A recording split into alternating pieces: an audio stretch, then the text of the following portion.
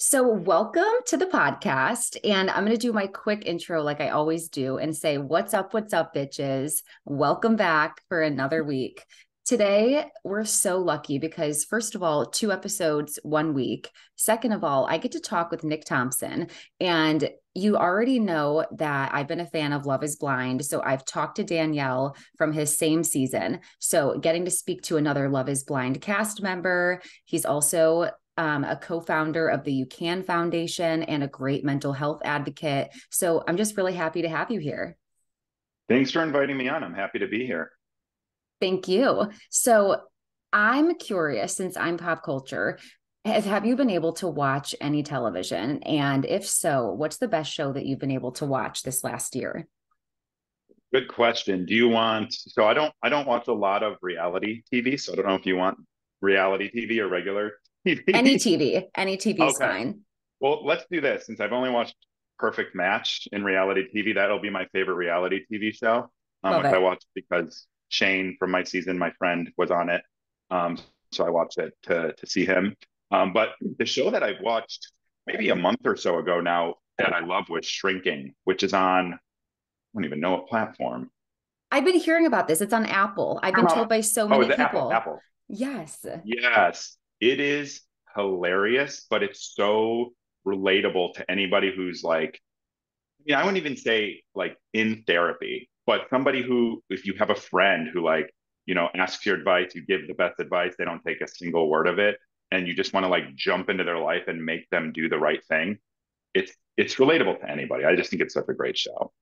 Thank you for, first of all, giving us like a good recommendation. And second of all, breaking it down because every time someone's recommended that show to me, I don't know why, but I just picture it being about old people and just maybe like, I don't know, like an elderly community or something. So I never got into it. And that makes me That's actually because want to watch. Harrison Ford's in it, and he's elderly, but he does a great job in it. But Jason Segel in it, Jason Segel stars in it, and he's phenomenal.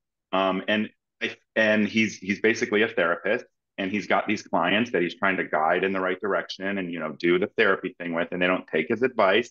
So he just starts like putting them in these extreme situations, and it's just hilarious. It's because it's almost like a caricature of therapy. I'm definitely going to watch and I start therapy next week. So it's perfectly on brand for For me. you. Yeah. And it's my first time. I went to school for therapy and then, Oh, you did? I did. I didn't get my master's. So I just did undergrad in psychology. And then Okay. I kind of took a step back from it because I didn't want to pursue my master's, but mental health is important. And I'm just realizing that even though I can think through my own life, I still need help sometimes to develop Yeah, like better reactions. that's totally true. And I'm gonna just, I guess, come out of the gate swinging with this one. There's no shame in therapy. You could have everything figured out, or at least you think, and there's still benefits. Maybe you don't need to go every week. Maybe you don't need to go every 2 weeks, but there's still benefits to developing these tools that you can use and put in your toolbox for life events that have happened, happen again, or have yet to happen. And I think that for me was like the big step was like taking the step to go. And and then, I used to be very reactive, and I'm mean. I can be mean. I can be sharp. I can be witty.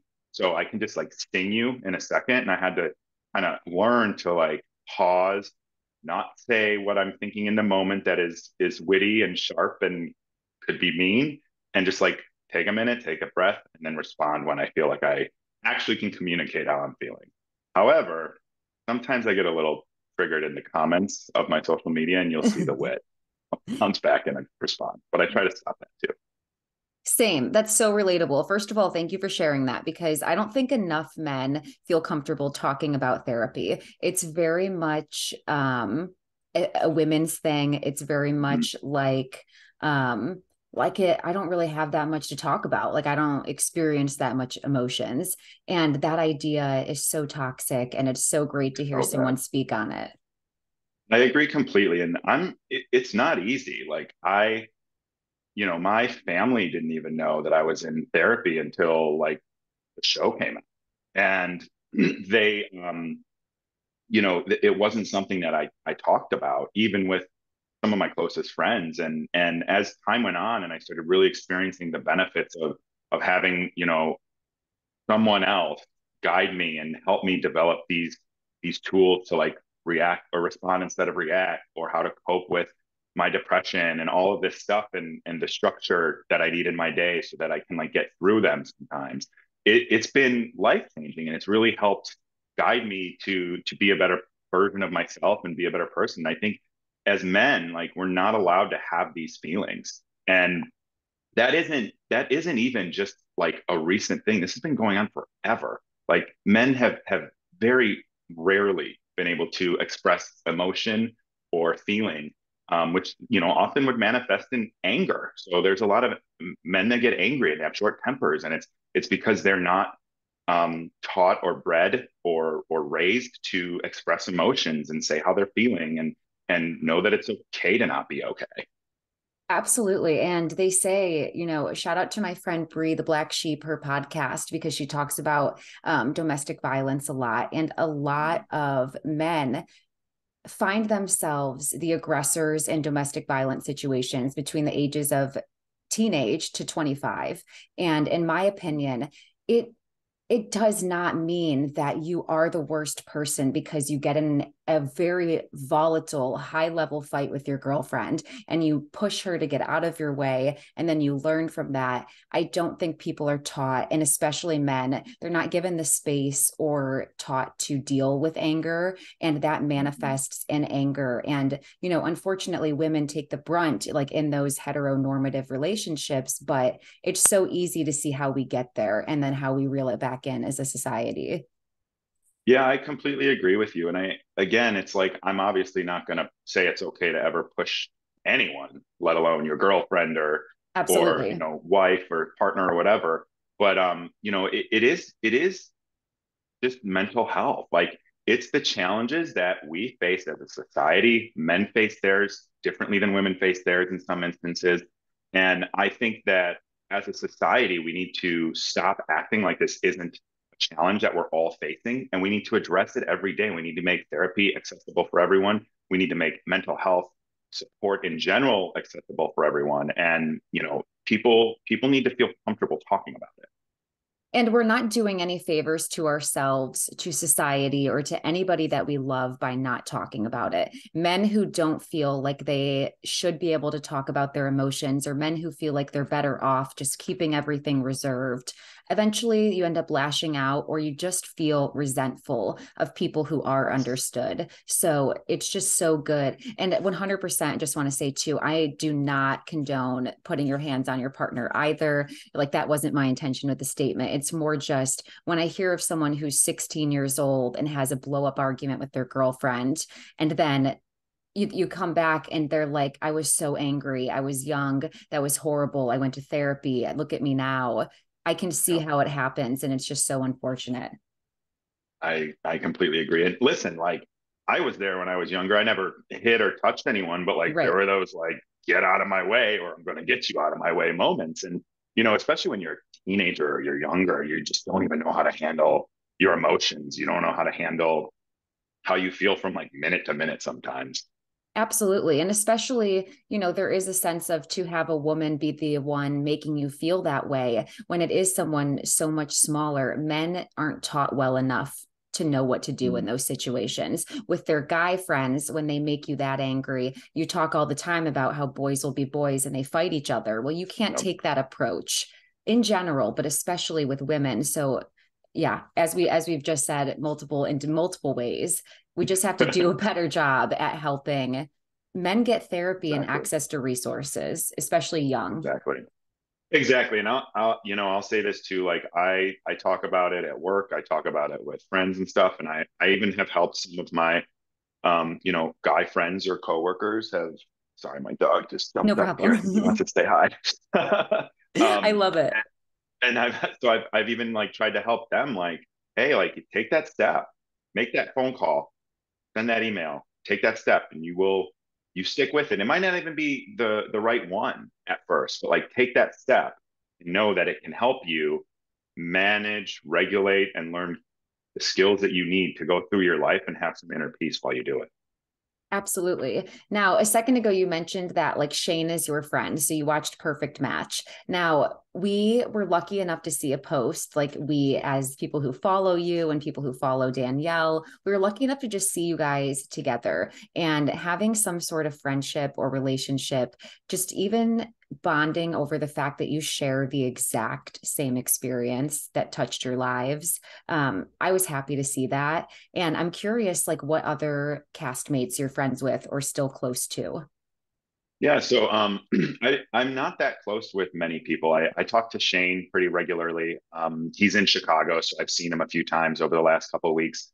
Obviously, Jeremy was not the main cast, Jeremy Hartwell, but he and I founded the UCAN Foundation along with Dr. Isabel Morley. And so I see him, and obviously we're working together, so we talk every single day at this point. But those are probably the two main friendship. There's another gentleman named Brandon who was not the main cast. Talked to him in a while, but like we had always kind of kept in touch too. But mostly, yeah, from the main cast, it's really just Shane. Have any cast members like come forward in support to at least acknowledge that they share that experience with you? They're sending you, support or sharing your foundation. Has that happened for you? So this is a great topic to talk through because I have gotten, and not just from Love is Blind, but I have gotten so much, so much, so many, let's say, so many stories, so much input from people that I had over 30 DMs that came in the first couple of days of people telling me their story. And it's from shows like Married at First Sight. It's from cooking shows. It's from like contests. It's from Survivor type shows. The stories are, I just heard one yesterday. I was at DePaul University here in Chicago. They have a Bachelor Nation culture class that they actually teach there.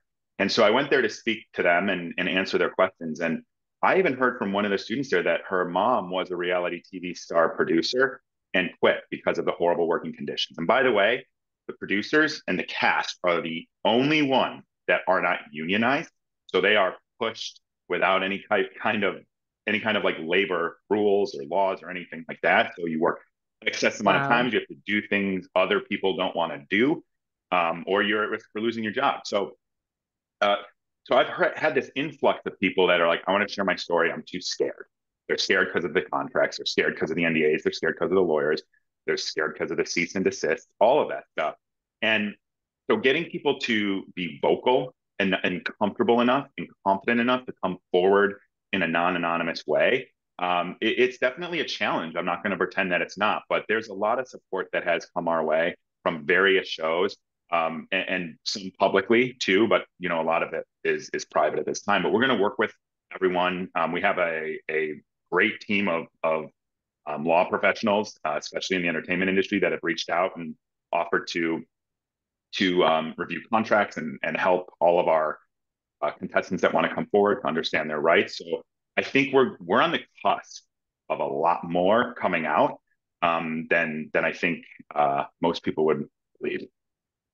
That's really good to hear because, because I've been at this almost a year, I've had the privilege of seeing some contracts, and I won't say which shows or what, but I've seen some of them. And the things that you guys are asked to do with your lives and the things that they not only know about you before you go in is alarming that more people aren't helped. It's like they are fully aware of every single person in the pods. And I'm just going to use Shane because as an example, because of how much people talked about him after the season. Mm-hmm. People were speculating Shane's competency and drug use. And this is terrible to do because producers put him on the show knowing that he has anxiety. They know that he has OCD. They know that these things will be impacted by long filming and isolation and, high stress situations, but they still put him on the show to exploit those characteristics. And there's no sorry and there's no help through it. And I think that Yeah. that's so dangerous because there's this idea that they put them on the show because it's fun. And I think that people don't realize that they truly know everything about you guys and your mental state before you go in, and they just Mm-hmm. don't do anything with it anyways. Yeah, so I've got a couple comments I'll share on that. One, like the Shane drug thing. it's like common sense to think one layer deep. We are Right. under 24-hour surveillance. We don't have our phones. We don't. Right. Where the hell was he getting drugs? Oh Like, my God, literally. it's great. Like for 3 weeks, there was no way. So for Mhm. people to just stop for a second and think logically, let alone projecting that onto someone, whether true or not, like that's none of your business. But to Absolutely. think just that layer deeper and cut that guy some slack, because that guy has the biggest heart out of Ab- anybody from any show that I've met, and he's doing the best he can, and he's like a good guy. Like he's such a good guy, and he was the first person to reach out to me, actually, the only person to reach out to me after the divorce came out. And then Shayna did a little bit later. So kudos to them too. But, he's a good guy and he's doing the best he can. And he's been through a lot.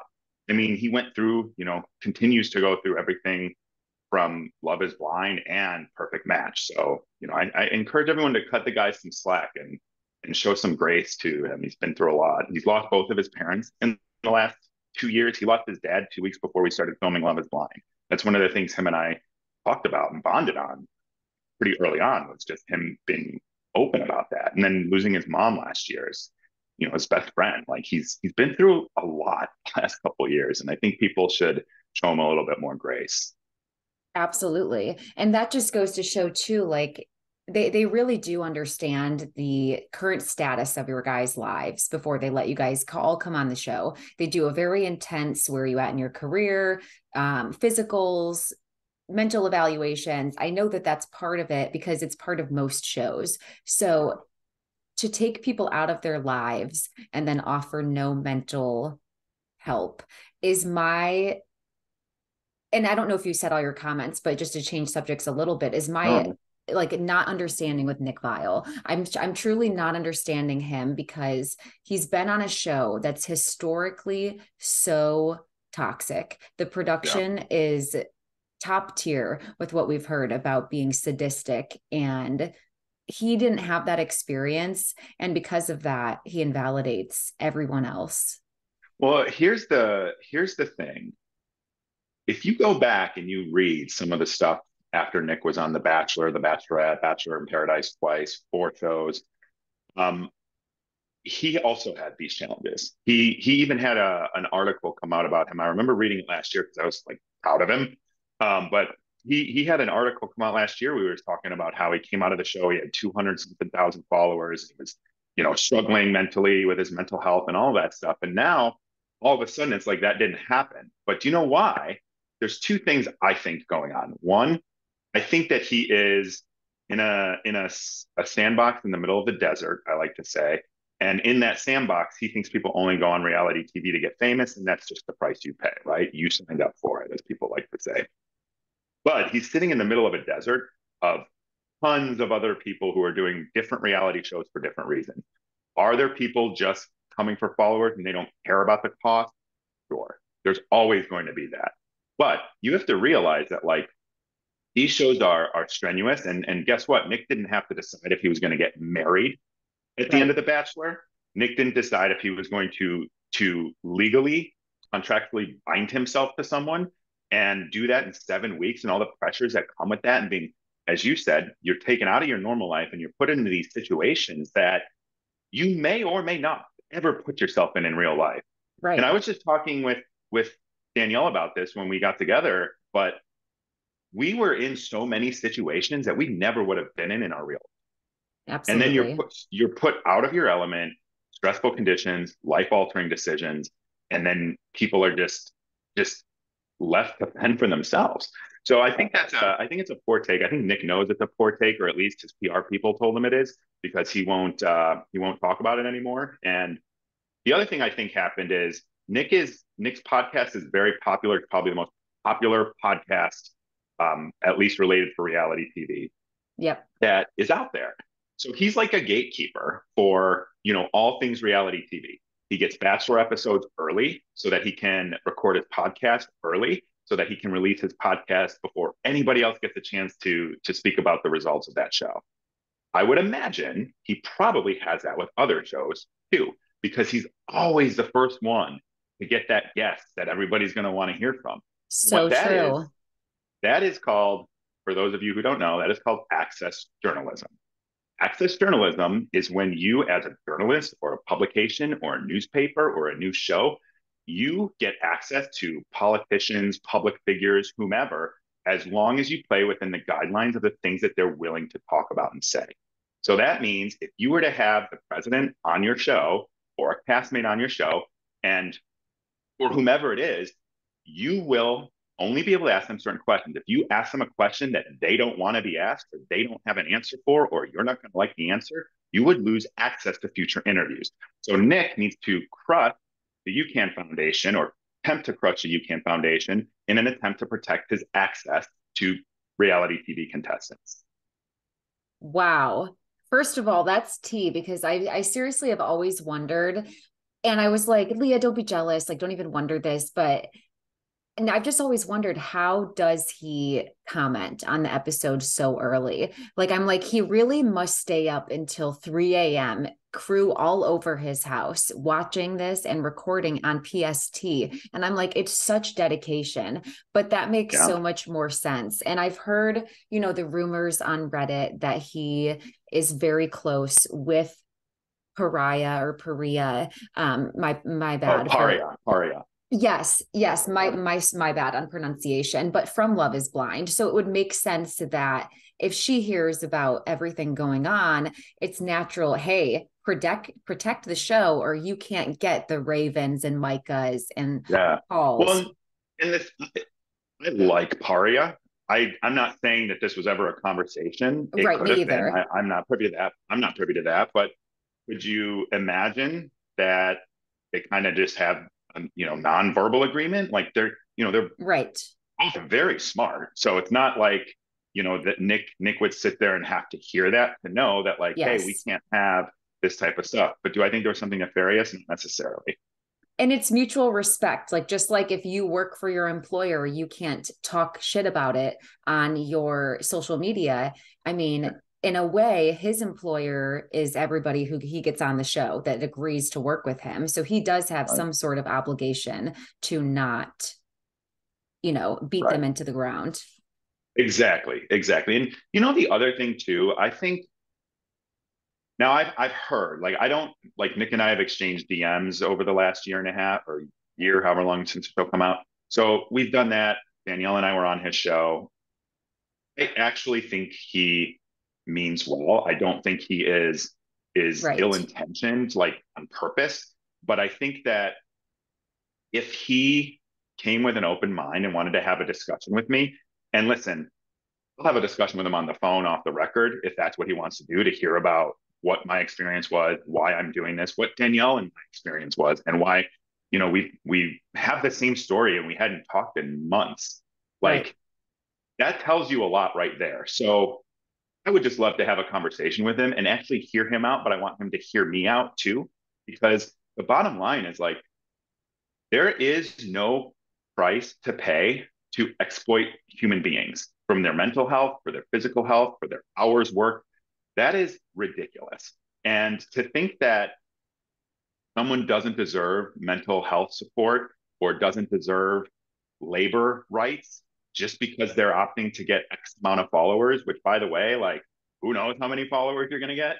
And then Totally. the ability to monetize that, as he likes to point out, it it doesn't take away from anything that anyone experienced that has broken them or hurt them, or physically hurt them. So I think it's like a disconnect, and maybe I'm optimistic, but I feel like a conversation with him would maybe steer him in the right direction.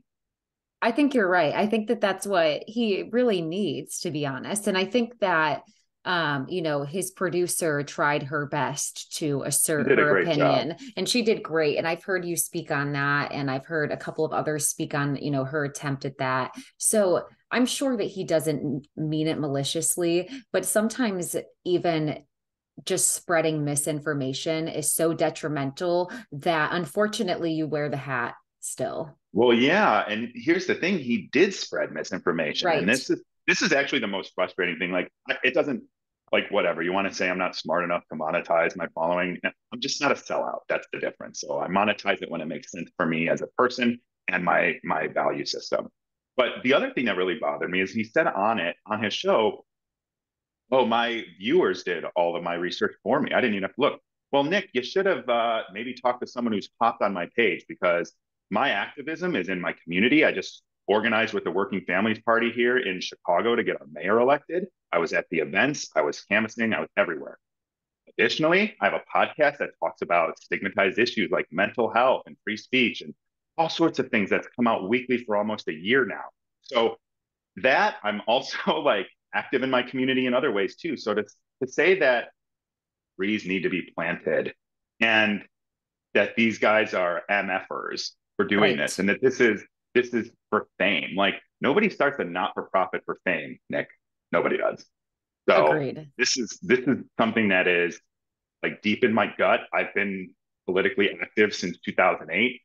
Even before that, but I didn't get like active in organizing until 2008. I've been involved in my community for as long as I can remember, giving back as in any way that I can.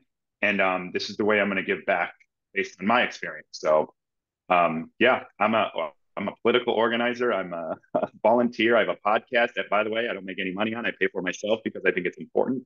And that I think is misinformation to act like trees need to be planted and I'm trying to help for reality stars, when the reality is just look at my page for 30 seconds and you would see that that's not the case. Absolutely, because that's how I felt when I went and did the research, looked into it, read about it. I fully understood what was going on. And I can't imagine the detail of actually what went on because of just like the summation that I've heard between talking to people from the show. So Mm. I'm sure that what we know and are privy to is only a small selection of what's really happened. So, and Oh, it is. yeah, that was one thing I wanted to ask about. When one example I can think of, because I know alcohol is one of the things that was talked about, just the promotion and accessibility being an issue. When Danielle was not able to in Mexico going back, like when she couldn't make it out, was it really like was she too intoxicated and production said you can't say that, or was it actually stomach bug? So we had to run it all back, we got to Mexico. We filmed our first day together, seeing each other again after being isolated from each other after the reveal for, I think it was 4 days. It might have been three. I don't remember at this point. You lose complete track of the days. Um, and we filmed a little bit that day, and then the next day there was a COVID outbreak on the set. So I think 4 people from the crew got COVID, so we shut down for the day. This was the best thing for our relationship because I mean we can speculate that the rooms are mic'd and cameraed, but no evidence of that. But we had no cameras and stuff, and we just got to spend that day together. We were not allowed to leave our room, but we had a nice swim up pool and we met our neighbors in it, and we had the best day. And then the next morning we get up, everything's fine. They're coming to film. We even showered and she was fine. And then all of a sudden she started feeling sick to her stomach. And Ugh, so she was sick to her stomach. I tried to get her some food. It was very hard to get food. Um, and so they came and I don't think they COVID tested her and it came negative, if I remember yeah, correctly. But stomach issues, that's a symptom of COVID. So according to protocols, air quotes for those of you just listening, according to protocols, you are symptomatic of COVID, you have to be out of commission for 24 hours. But the weird thing about that is if she, and by the way, she started feeling better. Like after she got it out, for lack of a better word, she started feeling right. better. Yeah. So we speculated, like the two of us, like, oh, maybe you accidentally drank some of the water when we were showering or like whatever. Totally. Um, yeah. So many things can cause, like your stomach can just go like that. And then the thing was they were like, well, you can't go to the couples reveal party, but Nick, we want you to go and represent both of you. And at first I was like, no, like that, no. And then I was like, this doesn't make any sense. I've been with her nonstop. So if she's got Right. COVID, I've got COVID. So then I shouldn't go either. And, she and I talked and they had the executive producer come over and everything. And we decided at that point, okay, like I'll go for an hour or two and then I'll just come back. Cause I didn't want to go. Like I Right. just wanted to be with her. I'm not, I wasn't there for any other reason. And, Right.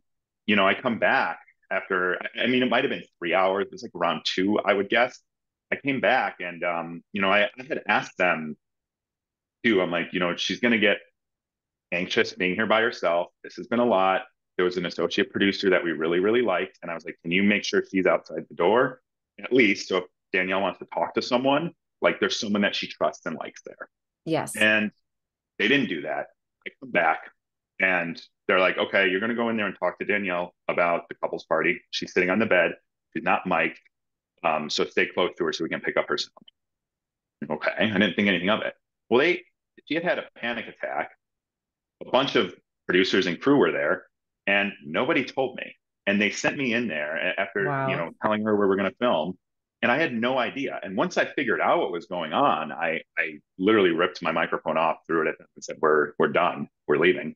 And, Right. so yes, she had a stomach issue, alcohol related, possibly, but it didn't really make sense with the timeline. Right. But to the whole protocol thing, I mean, it just feels like it didn't have any logic to it. And maybe that it was a way to try and stoke some drama. Because, we didn't have any, like really at all, like very, very little in the first 2 or 3 days of the pods, but we Yeah. didn't have any. We actually thought we were going to go home because we were so boring that there would be no reason to take us further in the show. We were both shocked by that. I actually remember talking with Danielle, and spoiler alert, if you haven't listened to my episode with her, go back and listen, because one thing I remember she said, and I was so surprised she was able to tell me this because, it was so close after filming. So I'm sure, especially now, I can bring it back up because you guys aren't under contract. But she did Oh, we tell are me, under contract. oh, We you just don't. are? Okay. Like Well, sue me. I'll wear it as a badge of honor, and you will make me even make this foundation even more successful. to be honest, they would if they sued you. They would make it more I know. successful. Yeah. Well, I think they learned from sending Nick Bile at us that you can send the N level boss, and it will only help us. I mean, that's the thing of like the last few weeks. I'm in this training right now. It's called Inspiring Comfort, and it's a facilitation training for like basically like mental health. So you can go and like teach at a corporation or teach at a nursing home people how to connect better. And I'm getting certified in this. I started this literally the week that the Business Insider article came out, and it's extensive. It takes a couple hours a week, but started it yesterday because I have had no time since Nick decided to say something. Because I've been on interviews, I've been at the university, I've been at on podcasts, I've been doing my own podcast, my own interviews. Like it's been crazy, and it's all because he elevated us with his comments. I wasn't Right. expecting to have to handle him until, until way later. He was literally like, we talked. I'm like, he's the N level boss. We need to like get him to acknowledge us, and Right. then we're like in. And Yeah. he just came out of the gate swinging, which is thank you, Nick. Shout out. You guys did great then, with that being said. But Danielle even told me they isolated you two from each other. Like they kept Yeah. you two from each other. She had something going on with her family, completely unrelated, that she was having a panic attack about, and they edited that footage to appear as if it was a reaction to something completely separate that you were talking to her about. They just really pinned you guys against each other in the footage. I can't imagine the detriment that would have on the actual relationship if watching, you can feel them pick certain clips to Oh, pin totally. against. Well, watching it back, and I had a reel about this on Instagram. I encourage people to go look at it. Um, Editing in reality TV becomes defamation when they do things like that. And they have in a contract that, oh, we can edit you however we want. We can, what is it? Frankenbiting? Franken editing? Something Oh, like that. I yeah. just learned this term. Yes. Yeah, like they can take words that you said, completely different scene, put them Yes. over you, show the back of your head, and you can't do anything. You can make anybody look any way you want doing that. And that is defamation. If you were to come out and say somebody said or did something they didn't say or do, and it hurts their character, you can sue. A contract you cannot sign yourself into a contract that breaks the law. And that's the bottom line of what was happening there. We Interesting. were, yeah, we were put in situations. So imagine this, like if I sign up, can I sign up and say, you know what, I'm going to be a slave? No, like Right. legally, that's illegal. Like that's Right. illegal. So Right. you can't sign a contract that breaks the law. Same with Right. NDAs of like the Me Too movement and everything that has happened with like Bloomberg and Trump and all those people who have people sign NDAs after they sexually assault them. Like you can't do that. Like there's whistleblowing laws. There's anyway, but we were put in situations that were just so unrealistic. Like, for example, like she had something going on with her family, right? Would we be filming if she had something going on with her family? No. The cake tasting scene, my dad, his dog unexpectedly died that day. And his dog is literally like his best friend. Right. And he lived, thankfully my sister was with him at the time, but like he was so hurt by that because that dog was like everything to him.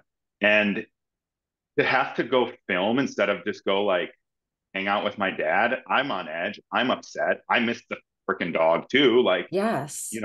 and then Danielle hadn't met them yet, but like, it just, that's It's a not, you're not going to mess. go cake tasting, Right. So you just put in these situations where you've got like other things going on and you're put in this like unrealistic situation and expected to act like it's normal. I think that that's the biggest takeaway that I took away from learning new things is that you guys did have knowledge of what was going on in your outside world. Like, unlike so many other shows like The Bachelor, where you're just in a complete dark Yeah. and for 12 weeks, you guys are there. And I heard Shane say this before too. He's finding out his mom's health isn't doing well. He's hearing this information and it just Mhm. kept from them. You just Yeah. can't even enter. It's almost like you're watching your family through a glass window and just you can't get to them. And that feeling is so helpless that people will either get into depression or react with anger. It's only natural. It's totally natural. And yeah, same with Shane, or like I had mentioned, the fact that his dad passed away a couple of weeks before we Yes. were filming. Like you can't you can't expect people, and I get the cost of filming. Like I was a filmmaker when I was in my 20s. Like I did independent stuff, and I know how expensive it is. I know how expensive it was for me on that level. And then you put maybe $1 million a day show production like Love Is Blind up there, and I get that, but you can't just forget that people are human beings and have lives. Like another thing, I had a pretty intense job. Like I was in a software company and I was VP of marketing, but I was acting as interim chief marketing officer, managing 12 people. So I'm like from 8 to 5. Do not text me about the show. Do not call Yeah. me about the show. Do not expect me to answer about the show. And I'm not going to because like this is my real life. So they Totally. just don't. Yeah, they don't really care for that. And that's another thing that people don't get. They're like, well, you're getting paid for the show. It's like, well, no, I'm still actually working like while I'm Yeah. doing this. And you would never Oh even yeah. guess that because they just that's taking you out of the moment as viewers, they think. So they don't show us, you know, what you guys are really doing and dealing with. Yeah. Totally agree. Is Some of there our best stuff was not even recorded. That's so unfortunate because the healthiest stuff that's not recorded is the stuff that we actually want to see as viewers. And I don't know what it takes for entertainment companies to understand that. We really do want the happy there's a reason why romantic comedies do the best, and same with books. It's Good because point. we want that feeling. If we could all watch like Indian matchmaking or Jewish matchmaking and see a therapist pick your matches and help you and do conversations, that to me is way more beautiful. And here's what I want to add to that. And I've been saying this on a lot, but I'm going to say it to your audience too. Think if you've seen Love Is Blind and you saw that Mexico scene, and then you read like a comment from Kinetic that says that it's, you know, very important for us that we have protocols in place to take care of people pre, during, and post show. Well, where was that mental health support when Danielle had a panic attack in Mexico? Where was that mental health support or a counselor to hop in when we're in conflict and teach us how to navigate it healthily instead of toxically because they're trying to pick and get drama? Like that, yes, would it be as over the top and dramatic? No, it wouldn't be over top and dramatic. But maybe you would actually teach people something about navigating conflict, or, hey, it's okay to have a couples counselor, or, instead of us, getting into a fight that was not even about what it appeared to be about, it was about what Yep. was going on in my life and in her life. And, we're forced into this situation that would never be in real life. Like, have someone come in there and say, hey, you know what? Like, here's how you guys are missing each other right now. It's, that's that would help the show be more successful, have better outcomes, have longevity, because people would be better equipped to make good decisions. Absolutely. And have someone say, things are getting heated. Like, why don't you take a step outside and let's go for a walk and talk about Yeah. this? And then just learning that routine of when things get heated to take a walk and reflect on your feelings could Yeah. teach people at home and the people in the relationship something. Really agree. It would be a different show slightly, but people are dramatic, so I'm sure you would still get your drama. Absolutely. And just in different ways. So let's wrap it up really quick. Give the Hold listeners on, where to did we follow. get all your questions? I Do you can we do a pretty couple more much minutes if you want. you do? If Okay, you, great. yeah. Um, let me see what I wanted to end with. I wanted to ask what the pod environment was like, because that was one of the questions that was IKEA. written in. Yes, is it IKEA? Like, is it a warehouse? So you're in a studio. The lounge is a studio. The pods are in a studio. It's a massive, massive studio. I gotta tell you, like, even when I watch it back on TV, like, I feel like it was so much bigger than it even showed on TV. Like, the pod structure is massive. There's like 10 of them, and it's Wow. just that hallway. And then you think about it, and you got the men's lounge, and then you think about it, like, oh my God, that the exact same size of stuff's on the other side. Like, it's pretty crazy. It's a very expensive set. Is it air conditioned? Like, is it pleasurable to be there? It was definitely, that's interesting. It was air conditioned. I'm like, I don't think I was ever temperature wise uncomfortable there. So there's a win Okay. for them. They keep the Yeah. temperature nice. So I cool saved temperature of 68. yeah, exactly. I saved the sweating for the wedding day. Oh my God. You know what? I would be the exact same way. Like I remember people saying like Nick sweating. He's obviously um nervous about the day. It's like, well, no shit. Who would it be on their wedding day? And second of all, when you're being filmed and when it's sunny and you're wearing, I can't imagine It being a was man. 80 plus degrees. It was like, oh no, it was 90 degrees and 80% humidity. And Ew. yeah, I can do 80, 90 degrees with no humidity, but you get humidity anything over 60 and I get really sweaty. So it Yeah. was that. And I'm in this full like wool suit. I mean, it was brutal. It was so hot. I can't imagine. I would not only be sweating, but I would be irritable. Like they would be like, "Wow, we have a Mhm. mad bride." And I'd be like, "Yeah, I I was so am." irritable that day. I would be I worked too. that day too. Like I worked, like they were filming me working and on calls and stuff because I'm like, I can't take any more time off of work. I took 3 weeks away and didn't see or talk to anybody. Like, Oh you'll my have God. to, yeah, I'm gonna bring my laptop and you can watch me take calls all day and film that. Working on your wedding day. I Wow. know, Oh I my know. God. Have you been dating since the show? Like have you gotten back out there in any way, or are you just focusing fully on your career and yourself? I'm focused on myself and fixing. So I like lost my job at the end of the year last year. It was another traumatic event to pile on, and so I've been looking for work. That way, I've been doing kind of my own things, consulting wise. But my heart's still heavy and still broken from all of this not working out the way that I think both of us wanted it to. So to the thought of dating right now, like I don't really have that much to give anybody.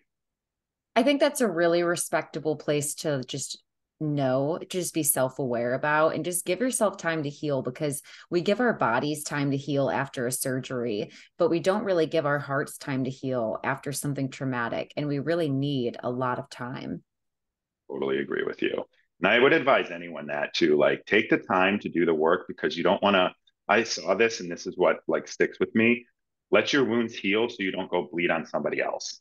And that's kind of the philosophy I'm taking. Like I don't want to bring any of my trauma from the show or my trauma from or sadness or depression from my relationship and marriage ending don't want to put that on anybody else. I've got to take care of that in here. Absolutely. And there's layers to that because, there's stuff before the show that you're dealing with. The show probably just exacerbates and makes worse for you.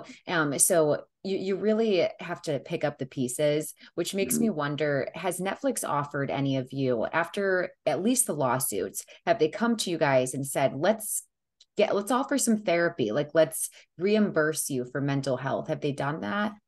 So they have not. I have heard from other cast members on both Love is Blind and other shows that uh, maybe 2 or 3 weeks ago, like, right around the time this all picked up steam with the UCAN Foundation, I heard that they were doing mental health check calls. So Okay. that's not even low hanging fruit. That's fruit that's like fallen on the ground and been stepped on, but it's something, it's fruit. But they have these grand gestures that they say of, we'll reimburse you for this for therapy. We highly recommend you doing couples therapy. We'll provide it for you. All this stuff they say, they don't do. I begged for it. After we got dropped back into reality after the show, we were struggling to find a couples counselor because it was COVID and there were none available. And I was like, literally, there were emails sent.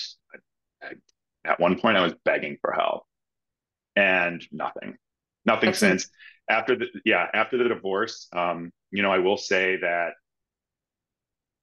some I did talk to some people from the production companies, but it was more friendly, I would say, which is fine. Like I'm so grateful for that. And then, I did hear from Netflix saying, "Don't worry, we're not going to sue you for breach of contract if you guys get a divorce." Because I was very concerned about that because I don't want to get sued for $1 million by a big giant production company. So Now, no, what for would me, the no. And I grounds haven't. be on that? Like, you know what I mean? Like what were you thinking? Like, could they sue you for like ruining the status of the show, like in there being legal record that you guys are already not together? Is that what you mean? Yeah, because there is something in the contract about, and it's very ambiguous, and I don't know how enforceable it really is or anything like that, but there's something in the contract about you not being able to like divorce or publicly split until like all the show's been out. Got it. And after the altar hadn't come out yet when we had separated. And I was nervous about that. Mostly also because like not I didn't want us to get sued individually, or obviously you're married, you get sued together. But also I just didn't want to like be there was gonna be so much extra on us because of after the altar that I Right. didn't want like all the eyes on this too, because it's a lot. And Totally. the loss, like, I don't think anyone can argue that Danielle and I loved each other and we really gave it our, absolute best. And so, like, there's real life heartbreak for Right. both of us that went Yep. into all of this. And to this day, still goes into all of us or both of us. So it's, it's just a lot. And I didn't hear from them about any of that. I didn't hear from them when people were, you know, people from the show and stuff were like, slandering me or lying or stuff. And I didn't hear from them when I lost my job, like from it and all of that stuff. And Right. I was sitting there in December, and I just remember December 22nd. It was the first time I met Dr. Isabel Morley from the UCAM board. And I interviewed with her. And after I got off that phone and I just walked through like everything that had happened with her for an article she was writing, just like, oh my God, like, I've been through a lot and I don't feel good. And it was like a rock bottom moment. And that was when I was kind of like, they say you're part of the Netflix family. Like, this is awful. Like, I don't deserve this. I Yeah. deserve help because now, I don't even have insurance. So, like, I can't get therapy on my own. I mean, my therapist sees me pro bono and a handshake agreement of how I'll pay it back later. But if I Right. didn't, I don't know. So there was just no support whatsoever, no care. And there's real life implications. We talked about this privately just a little bit with the other shows, but your well-being and your job can be affected by this, and even if your employer doesn't let you go directly and say in your contract as you sign you're fired because you went on this show, I mean, that could still be a driving reason behind letting someone go. And the idea that you're just not given reimbursement, or the idea that, well, you went on the show and now you're going to get all this money, like those thinking is so counterintuitive to what really Yep. happens.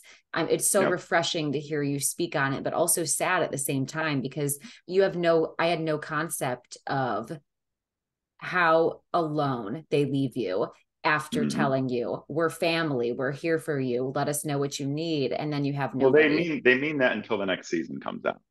Right, right. We're here for Yeah, you until we start filming with a new cast, and then you guys are done. exactly. Exactly. I really have to wrap because I have Yeah, a interview in perfect. 1 minute.